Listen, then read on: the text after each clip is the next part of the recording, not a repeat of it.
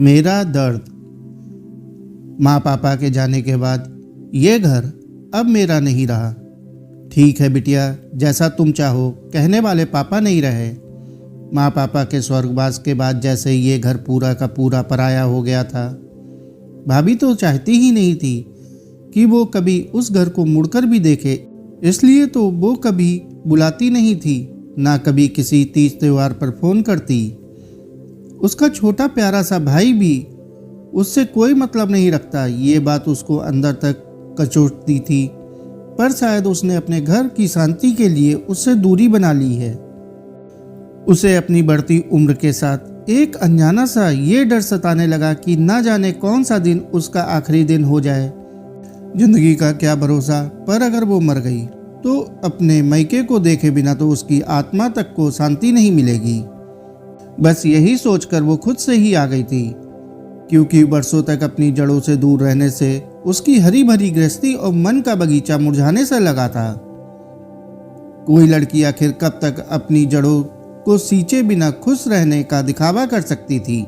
सो इस बार वो बिना किसी बुलावे के चली आई थी। उसे लगा था कि भले ही भाभी उसे पसंद ना करती हो, पर भाई तो उसका अपना है, वो तो उसे देखकर खुश हो ही जाएगा।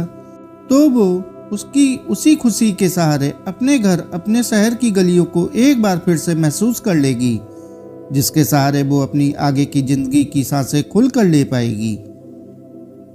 वो बुआ बुआ करता उसके आगे पीछे घूमा करता था। आज उसने भी नहीं पूछा। आखिर क्यों होता है ऐसा कि एक लड़की का उसका अपना घर, उसका अपना परिवार इतना पराया हो जाता है? आखिर क्यों उसके अपने माता पिता के घर में लड़की का सारा सामान एक बैग तक सिमट जाता है? आखिर क्यों उसे अपने ही खून के रिश्तों द्वारा इतना अपमानित किया जाता है? आखिर क्यों उस लड़की को बिना किसी गुनाह के अपनी जड़ों, अपने बचपन की यादों से दूर रहने की सजा सुना दी जाती है? अच्छा भाई, मैं चलती हूँ, अपना ख्याल रखना।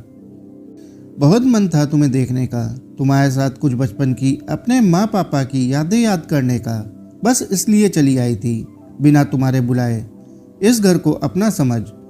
पर यहाँ आकर पता चला कि यहाँ तो कुछ भी अपना नहीं है, ना तुम, ना इस घर का कोई कोना। भाई, तुम मुझे अपना मानो या ना मानो, पर तुम मेरे लिए वही छोटे भाई हो जिसको कोई तकलीफ ना हो, इस बात का मैं हमेशा ख्याल रखती थी। तो आज भी वही ख्याल रखते हुए मैं यहाँ से जा रही हूँ, कभी ना वापस आने के लिए। अगर तुम्हारा कभी मन करे तो बिना झिझक चले आना मुझसे मिलने। मैं तुम्हें वैसी ही मिलूंगी जैसी बचपन में थी। पूरे घर को अपनी सूनी आंखों में समाते हुए, अपनी सूखी जड़ों, मुरझाए पत्तों का भार लिए मैके की देहरी पार कर गई थी, कभी ना वापस आने को।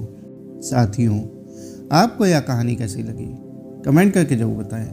कहानी अच्छी लगी हो तो कहानी को लाइक और चैनल को सब्सक्राइब कर लें। धन्यवाद।